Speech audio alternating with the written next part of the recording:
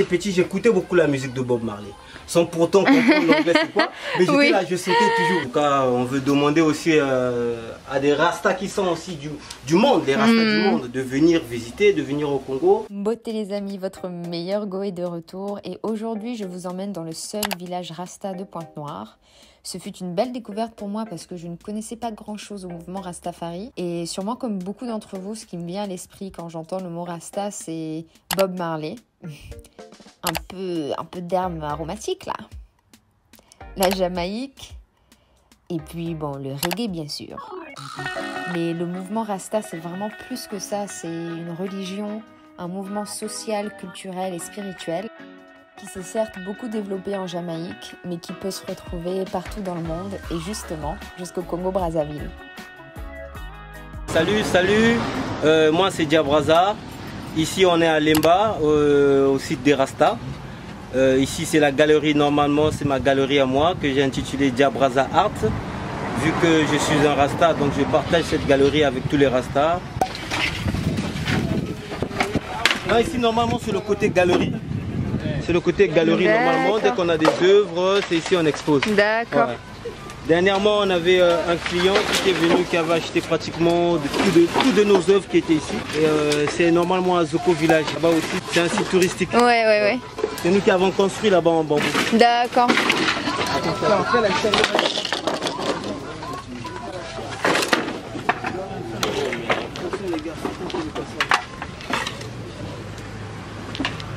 Bonjour. Bonjour. Ça c'est mon petit comptoir de vin, de jus. Ça c'est à quoi? Ça c'est au moringa. Ah. Ça c'est au moringa et à la citronnelle. D'accord. Et là nous avons à l'ananas. Et c'est quoi comme alcool que vous mélangez? C'est de la liqueur du vin de palme en fait. D'accord. C'est du vin de palme, le samba, comme on l'appelle ici. Le samba fermenté. On va goûter un peu pour voir le goût. C'est du samba fermenté et puis on l'a retiré en liqueur. C'est fort? Normalement, nous avons notre propre distillerie. D'accord. Ouais.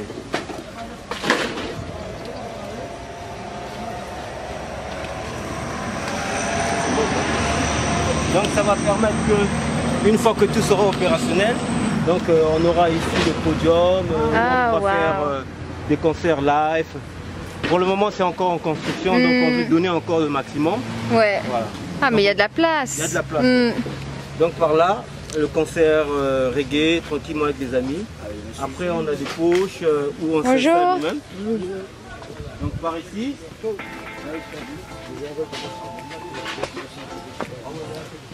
Normalement c'est le côté cuisine. Bonjour. Là c'est le côté cuisine. Normalement là c'est le côté cuisine où je dois encore aménager. D'accord. Ouais. Je dois aménager, faire venir de la cuisinière, les fours et tout ça possiblement. Après, on a des petites poches là où c'est des petits sanctuaires pour nous. Ah d'accord. D'accord. Voilà. Ah c'est bien là. Ouais. Maintenant pour la grande. Il fait moins chaud. Ouais,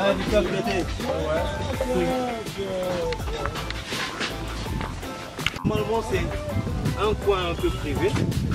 Ici normalement c'est un coin privé chez moi. D'accord. Ouais.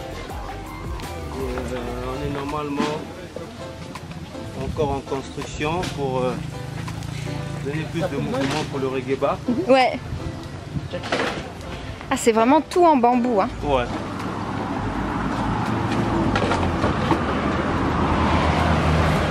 Attention à la marche. Ouais.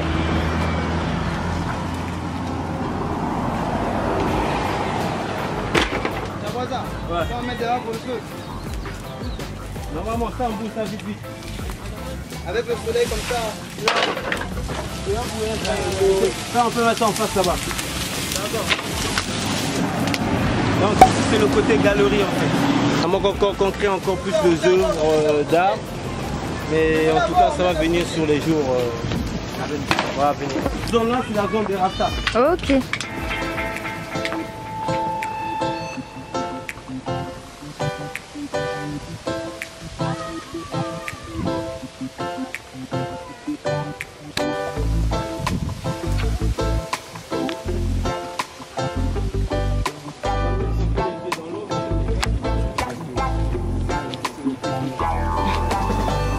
chez nous. D'accord. C'est chez nous, c'est ici qu'on faisait tout. On avait des champs un peu partout. Bon, mais après, beaucoup ont voyagé et puis d'autres aussi se sont sentis un peu délaissés. D'autres n'ont plus senti l'amour du rastafarisme entre les frères et sœurs. Donc, d'autres rastas préfèrent rester chez eux. Bon, nous, la jeunesse, on est encore là, comme on dit en Jamaïque, le ghetto youth. La jeunesse, on est encore là, on se débrouille, mais bon. Comme la parcelle est tellement grande, on peut pratiquement rien faire avec nos petits moyens de bord. Sinon, ici, c'est ce qu'on appelle le mbongi. Le mbongi. Voilà, le mbongi des rastas, c'est ici. À l'époque, on s'asseyait ici, il y avait des chaises. Les gens venaient ici poser des questions. C'est ici que se passait notre petite séance de prière. C'est ici qu'on partageait la foi du rastafarisme. C'est ici qu'on partageait le pain de vie, l'eau de vie entre nous. Et on espère vraiment que ça revienne les jours à venir, peut-être, on ne sait pas. Bon. Mais en tout cas, on veut demander aussi à des rastas qui sont aussi du monde, les rastas du monde, de venir visiter, de venir au Congo, d'investir aussi. Parce que là, normalement, ça demande un peu de moyens pour qu'on puisse remonter un peu.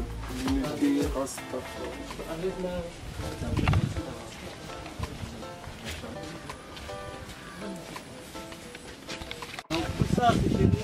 Donc normalement, c'est jusqu'à ici, jusqu'à un peu à l'intérieur là-bas. Donc c'est un peu la zone marécageuse. C'est un grand terrain. C'est un grand terrain. Ici. Voilà. C'est beaucoup plus à Monsieur Bikoumou Patrick, oui, qu'on a eu ce terrain. Ah, d'accord. Grâce à lui. Ouais. Normalement, c'est un terrain qu'il faut partager l'intelligence pour la construction, bien sûr, pour tout, pour innover dans l'art, pour innover dans notre vie, le rastafarisme. Nous, une communauté, on a des actions qu'on fait autour des démunis aussi. D'accord. Voilà, on forme et on désinforme aussi, donc c'est un peu ça notre travail. Mais malheureusement. Donc je ne peux pas tout faire à la fois. Avec tous les jeunes qui sont avec moi, on essaie de travailler un peu sur notre position artisanale et tout, bon, en faisant des choses ensemble. Après, bon, on ne sait jamais. Mais en tout cas, Dieu, il verra toujours comment ce qu'il va nous récompenser. C'est un peu ça. On y va s'asseoir au mbongi là-bas. Ouais. Si vous avez des questions. Bon, pour ceux qui ne connaissent pas, le Rastafari, c'est un état d'esprit où, à la base, l'homme est gentil. L'homme est gentil, l'homme est libre et l'homme est, c'est-à-dire, il est prêt à aider l'autre. C'est-à-dire qu'il est ouvert, et puis il est très spirituel. On fait beaucoup ce qui nous semble bon. Donc on n'écoute pas trop ceux du monde, on peut dire ceux du monde, hein, ceux de la vie que nous ne faisons pas. Voilà, donc c'est un peu rare de voir les rastas dans d'autres boîtes où fréquentent des gens qui ne sont pas trop dans la même philosophie. Ouais. Voilà. Le rasta, il connaît le système comme il est. Comme nous on dit toujours Babylone, c'est le système que nous sommes forcés de respecter, de voir, bon, on a dit ceci, couvre-feu à 20h, clac, clac, clac, ok, d'accord. On respecte le couvre-feu et tout. Sinon, pour un rasta, il n'est pas obligé de respecter tout ça. Lui, il est avec Dieu, il est avec le monde, la nature. Donc nous avons un peu notre manière à nous de vivre, de se présenter.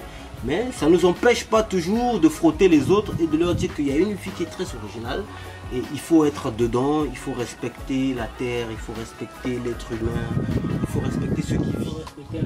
Voilà, il faut respecter la nature. Donc nous on est un peu dans ce mode de vie là, on est végétarien. À la base c'est vrai, on peut manger un peu de poisson aussi. Mais sinon normalement, il y a beaucoup de nourriture, il n'y a pas que le poisson, il n'y a pas que la viande qu'il faut manger. Donc il y a le haricot, il y a des légumes, il y a des fruits. Rasta? Ouais. Ça peut faire 10 ans. 10 ans. Déjà à la base, j'aimais beaucoup la culture, j'aimais beaucoup l'art. Quand j'étais petit, j'écoutais beaucoup la musique de Bob Marley.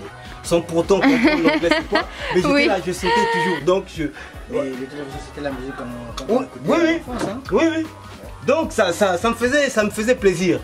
Et après, bon, j'ai trouvé que c'est ma chose, hein. J'ai pris des informations, j'ai su c'est qui Haile Selassie, qui est l'empereur d'Éthiopie, tu vois. Dans le Rastafari, c'est un peu notre idole, c'est lui qui a présenté beaucoup de de forme sur cette vie-là. C'est vrai qu'on ne nous a pas trop informé de Selassie à l'école, on ne savait pas qui était l'empereur et tout, mais c'est-à-dire que c'est une vie qui est vraiment cachée. Pourquoi? Parce que c'est la vérité, et cette vérité-là, ça fait mal à beaucoup de gens. De comprendre qu'il y avait eu vraiment une guerre entre l'Afrique, l'Occident, tout ça. Donc c'est une histoire sans fin. Et n'empêche qu'il faut connaître la vérité, il faut savoir où marcher, il faut savoir être original. Tu crois à ton Dieu, tu fais ce que tu veux, ce que tu crois. Je pense que c'est l'essentiel. Ouais, c'est l'essentiel. Donc pour moi c'est un peu ça. Je respecte toute religion, toute forme de respect, de discipline. Il faut respecter l'homme, la nature, c'est un peu ça. Haïlé Sélassie, c'est notre exemple parce que lui, il a libéré les Noirs. Il a libéré les Noirs, il a promis des terres, il a donné des terres à des frères, à Addis Abeba, à Chachamani. Donc il y a eu plein de Rastas qui ont quitté la Jamaïque, l'Occident, Haïti, tout ça, qui sont rentrés en Afrique, qui ont fait le retour, qui sont rentrés en Jamaïque, qui ont résidé en Jamaïque, qui sont toujours là-bas. Bon, nous, la chance, nous sommes ici en Afrique depuis très longtemps. Heureusement qu'on connaît un peu l'histoire aussi de ce qui s'est passé, la traite négrière et tout ça, qui a permis à ce que ce mouvement, le rastafarisme, soit encore un mouvement très solide. Parce que s'il n'y avait pas la traite négrière, je pense qu'il n'y aurait pas du tout du rastafarisme. Haïlé Sélassie se battait plus pour la liberté, pour que chacun de nous soit indépendant, les pays soient indépendants d'eux-mêmes, libres au choix, aux traditions, aux couleurs et à nos valeurs, quoi. Il y a des rastas jaunes, rouges et tout ça. Aujourd'hui, on voit des rastas chinois. Dernièrement, il y a un documentaire, un rasta chinois qui arrive en Jamaïque. C'était étrange pour des blacks de voir un Jamaïcain avec des dreads, cheveux en vert jaune rouge. Les Chinois. Même, tu vois, il a pris le vert jaune rouge comme son drapeau et il dit One Love, Peace, tout ça. Ça fait plaisir. Donc les rastas ils sont un peu partout. Ouais. En Inde et tout ça, tout ça. En France, il y a des rastas, tout ça. On fait beaucoup de choses. On fait les pommades pour nos cheveux. On fait aussi des savons pour la peau, pour entretenir la peau, pour rester toujours propre et saine. Ouais.